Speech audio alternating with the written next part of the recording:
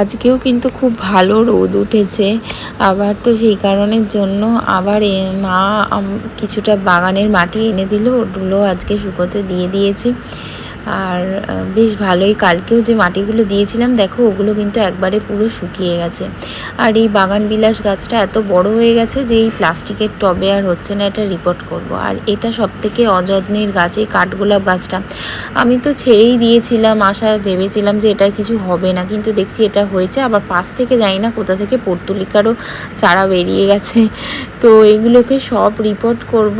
আর এইটা হচ্ছে মায়ের চীনা টগর। তোমরা এই গাছটাকে কে কী বলো আমি ঠিক জানি না, বাট আমরা এটাকে চীনা টগরই বলি, মানে মা এটাকে চীনা টগর বলে।